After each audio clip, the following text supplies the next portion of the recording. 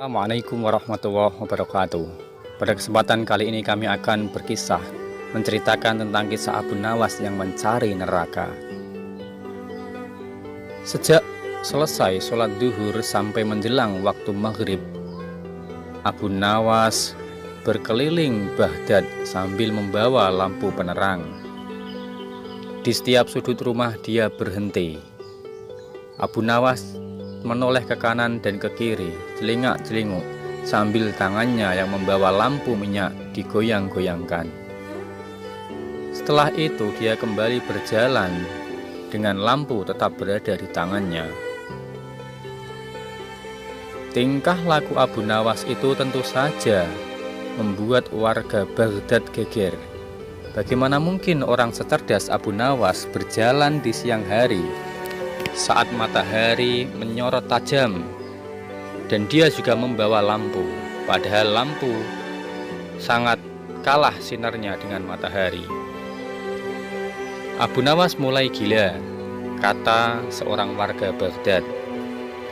Khalifah Harun ar-Rasyid pasti malu punya staf kerajaan yang gila. Ocehan para warga yang berada di sekitar. Tapi Abu Nawas tidak peduli. Keesokan harinya, lagi-lagi pujangga Baghdad itu keluar rumah. Kali ini bahkan Abu Nawas keluar lebih pagi, sambil tetap membawa lampu minyak. Dia tak bersuara dan terus bekerja, menoleh ke kanan dan ke kiri, sambil tangannya membawa lampu minyak, digoyang-goyangkannya di atas ke kanan dan ke kiri.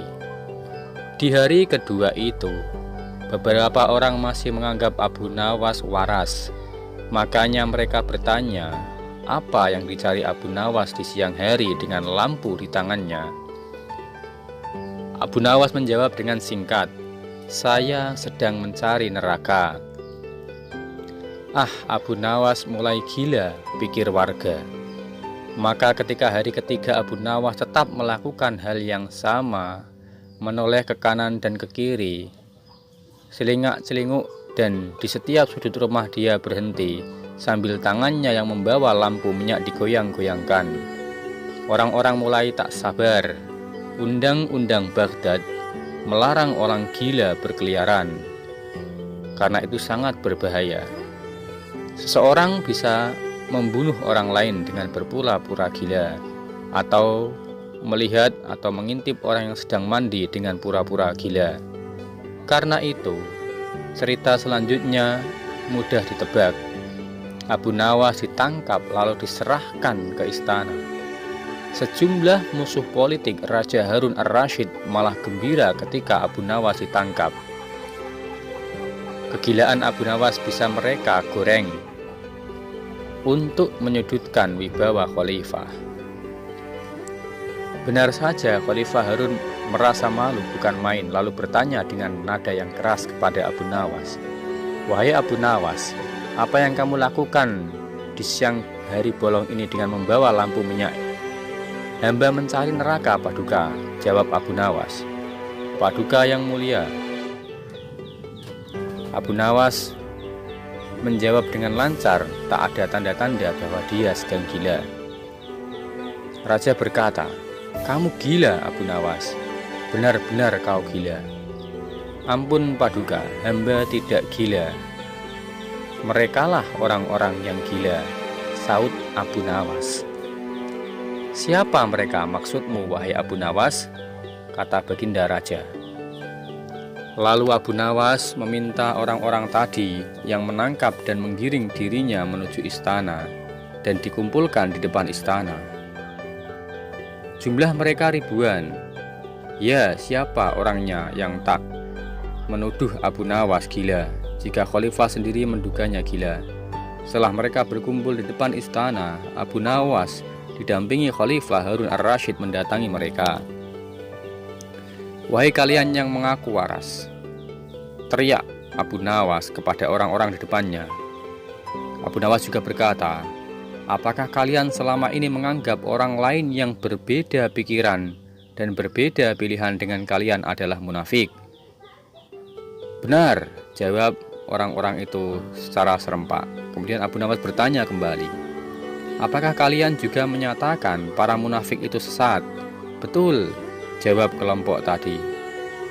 Jika mereka munafik dan sesat, apa konsekuensinya? Hai Abu Nawas, kamu gila ya? Orang munafik pasti masuk neraka. Dasar Abu Nawas munafik. Baik, kata Abu Nawas, jika saya munafik, sesat dan masuk neraka, di mana neraka yang kalian maksud? Punya siapa neraka itu? Jawab Abu Nawas dengan tenang, sambil kali ini lampu di tangannya diangkat tinggi-tinggi seolah-olah dia mencari sesuatu. Kali ini orang-orang di depan Khalifah Harun ar-Rasyid mulai tak sabar. Mereka merasa diledek dengan mimik Abu Nawas dengan lampu di tangannya. Wahai Abu Nawas, tentu saja neraka ada di akhirat dan itu milik Allah. Kenapa kau bertanya seperti itu? Mohon ampun Paduka, kata Abu Nawas kepada Khalifah Harun ar-Rasyid. Tolong sampaikan kepada mereka, jika neraka ada di akhirat dan yang punya neraka itu adalah Allah Subhanahu wa Ta'ala, kenapa mereka di dunia ini gemar sekali menentukan orang lain, bahwa orang lain masuk neraka, kelompok lain masuk neraka? Apakah mereka asisten dari Allah yang tahu bocoran catatan dari Allah? Atau jangan-jangan mereka yang gila? Sambil tertawa, Khalifah Harun ar-Rasyid membela Abu Nawas. Di matanya Abu Nawas tetaplah laki-laki yang jenaka, cerdik. Dia selalu berkata sambil tertawa, Abu Nawas, besok siang lanjutkan mencari neraka, kata sang raja. Jika sudah ketemu, jebloskan orang-orang ini ke dalam nerakamu, kata sang raja. Kemudian Abu Nawas dipersilahkan untuk pergi. Dari sepenggal kisah Abu Nawas ini dapat kita ambil hikmahnya, bahwa jangan sampai kita menuduh seseorang bahwa seseorang itu sesat, bahwa seseorang itu kafir, bahwa seseorang itu adalah munafik dan berhak untuk masuk ke dalam neraka. Karena tidak ada yang berhak dan tidak ada yang boleh memastikan bahwa seseorang itu masuk surga atau masuk neraka. Semua ada di tangan Allah. Bisa jadi di depan mata kita orang itu adalah salah, tapi di mata Allah adalah benar.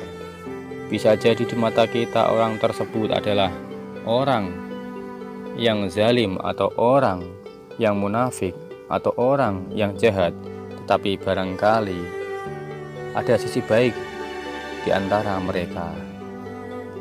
Akhir-akhir ini banyak orang yang berbeda pendapat, berbeda kelompok, kemudian menjatuhkan kelompok lain atau orang lain yang tidak sepemikiran dan sepaham dengannya. Oleh sebab itu, janganlah dengan mudahnya lidah kita mengucapkan bahwa orang lain adalah salah, orang lain adalah kafir, atau orang lain adalah munafik. Jangan sampai kita berkata-kata seperti itu. Kalau masih satu Islam, satu agama, maka kita semua adalah bersaudara. Mari ciptakan perdamaian di antara kita dan di muka bumi ini. Terima kasih, semoga bermanfaat. Assalamualaikum warahmatullahi wabarakatuh.